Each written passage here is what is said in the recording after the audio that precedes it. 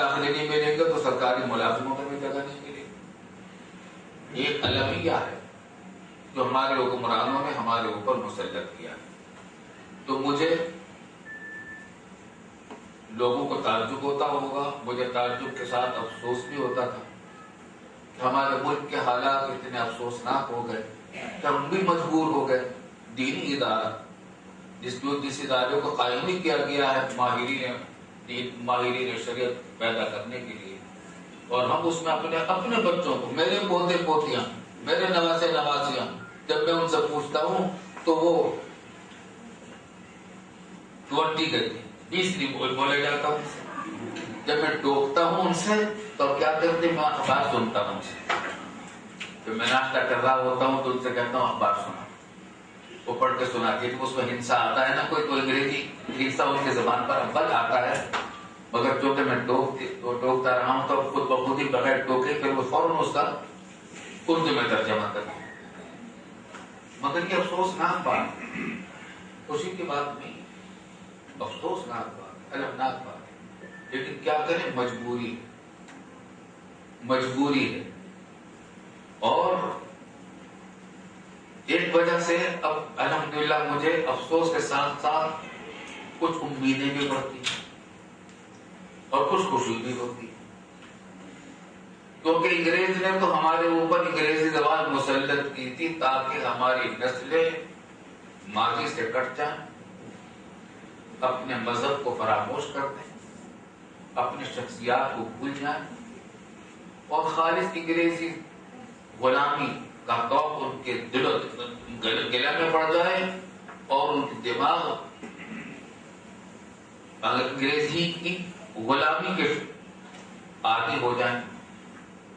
چنانچہ انگریزی دور حکومت میں جو لوگ اس نظام تعلیم سے تیار ہوئے وہ کتنے بھی اپنے آپ کو قومی اور ملکی وفادار کرنے کی کوشش کریں, لیکن ذہنی طور پر ان کے اوپر جو محبوبیت انگریز کی اور انگریزیت کی ہوتی ہے اس سے مستقر شاذ و نادر کوئی آدمی ہوتا. اور اب تو وہ محبوبیت اتنی بڑھ گئی ہے, اتنی بڑھ گئی ہے کہ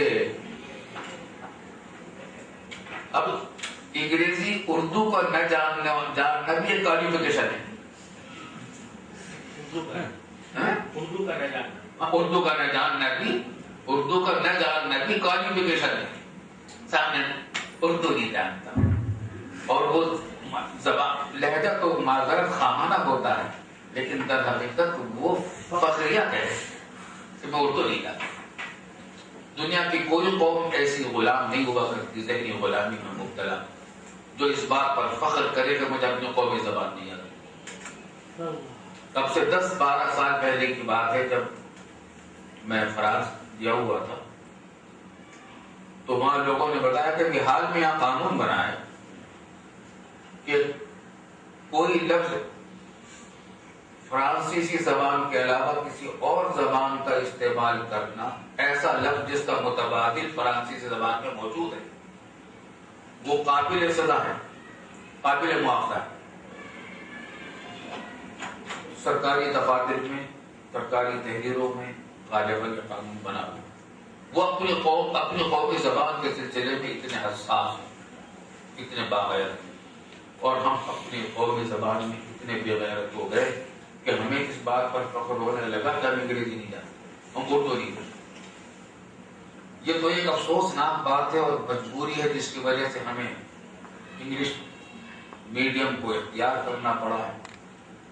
تو میں یہ کہہ رہا تھا, انگریز نے تو یہ انگریزی مسلط کی تھی ہمیں اپنا غلام اور اپنا ذہنی غلام بنانے کے لیے, لیکن الحمدللہ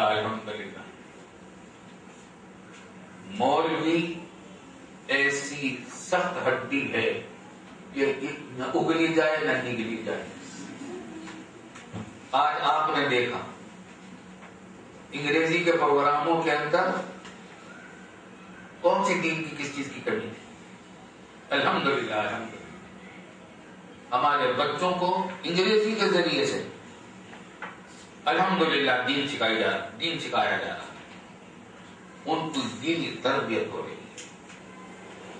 انگریزوں نے انگریزی کو ہمیں اب بادشاہ بنا کر ہمیں غلام بنانے کی کوشش کی تھی، اور الحمدللہ ہمارے یہ مولوی حضرات اس انگریزی کو خادم بنا رہے ہیں، دین کا خادم بنا رہے ہیں الحمدللہ۔ اب یہ انگریزی دین کی خادم بن رہی ہے، یہ ایک عالمی انقلاب ہے۔ پاکستان کے اندر بھی الحمدللہ یہ قدم جگہ جگہ ہو رہا ہے، انگلش میڈیم میں اسکول قائم ہو رہے ہیں اور اسلامی اسکول قائم ہو رہے ہیں، اسلامی تعلیم و تربیت، اسلامی مزاج، اسلامی گفتگو، وہ الفاظ جو کبھی انگریزی میں بولے نہیں جاتے تھے وہ آج ہمارے یہاں انگریزی کے اندر اب کتنے اچھے لگتے ہیں۔ الحمدللہ انگریزی بولتے بولتے بچے الحمدللہ کہہ رہے ہیں، ماشاء اللہ کہہ رہے ہیں، انشاءاللہ کہہ رہے ہیں، الحمدللہ الحمدللہ۔ پھر وہ نماز کی تبلیغ کر رہے ہیں، نعتیں پڑھ رہے ہیں، حضور صلی اللہ علیہ وسلم کے شان کے شان اقدس میں ہم باتیں کر رہے ہیں، یہ چھوٹے چھوٹے بچے۔ تو ہم انگریزی کو مشرف و اسلام کر رہے ہیں الحمدللہ۔ انگریزوں نے انگریزی کو مسلط کیا تھا ہم سے اسلام چھیننے کے لیے، لیکن الحمدللہ مولوی نے یہ کام کیا ہے کہ انگریزی کو مشرف و اسلام کر رہا ہے مولوی، اور الحمدللہ پاکستان میں اب ایسے مدرسے کثرت سے قائم ہو رہے ہیں اور مسلسل اضافہ ہو رہا ہے۔ اور صرف یہی کی بات نہیں ہے، آج امریکہ میں، انگلینڈ میں، یورپ میں، فرانس میں، ہر جگہ یہ کام ہو رہا ہے۔ میں تو وہاں امریکہ وغیرہ میں، انگلینڈ میں جب جاتا ہوں وہاں ایک بات کو خاص طور سے کہتا ہوں کہ آپ کے ملک میں درس نظامی کے مدرسے تو اتنے کافی ہیں کہ پورے امریکہ میں اگر ایک اسٹیٹ میں ایک مدرسہ ہو جائے یا بلکہ پورے ملک میں 4-5 اچھے دارالعلوم قائم ہو جائے، درس نظامی کی ضرورت پوری ہو جائے۔ لیکن نئی نسل کو بے دینی سے بچانا، کفر و الحاد سے بچانا، ارتداد سے بچانا، فسق و فجور سے بچانا یہ فرض عین ہے، اور اس نسل کو دینی درس نظامی کے مدرسوں میں داخل کر کے نہیں بچایا جا سکتا۔ یہ تو سب اسکولوں میں جائیں گے، سیکولر اسکولوں میں جائیں گے، وہاں اپنا دین و ایمان کھو بیٹھیں گے۔ آئے دن وہاں یہ واقعات پیش آتے رہتے ہیں کہ فلاں مسلمان لڑکی سکھ کے ساتھ بھاگ گئی، فلاں کوئی لڑکی یہودی کے ساتھ بھاگ گئی، آئے دن یہ واقعات پیش آ رہے ہیں۔ تو ہم نے کہا کہ ان کا دین و ایمان بچانے کے لیے اسلامی اسکولوں کی ضرورت ہے۔ انگلینڈ میں بھی کہتا رہتا ہوں، امریکہ میں بھی کہتا رہتا ہوں، اسلامی اسکولوں کی ضرورت ہے جو عصری تعلیم پوری اعلیٰ درجے کی سکھائے، انگریزی زبان کے اندر وہ مہارت پیدا کرے کہ وہاں کے لوگوں کی زبان سے وہ پیچھے نہ رہے، لیکن انگریزی کو مشرف اسلام، مدرسے کا ماحول اسلامی، دین کے مطابق عمل، بچوں کے نماز کی پابندی، نماز، طہارت، یہ سب چیزیں سکھائی جائیں۔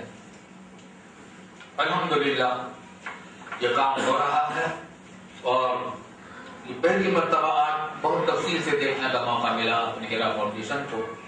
اس میں جو ہمارے مولوی عمران صاحب نے، نجیب صاحب نے اور معلمات نے جو محنتیں کی ہیں، حقیقت یہ ہے کہ وہ بہت قابل مبارکباد ہے۔ اللہ تعالیٰ ان میں مزید ترقیاں عطا فرمائے اور انگریزی سے مزید دینی خدمات دینے کے مواقع عطا فرمائے۔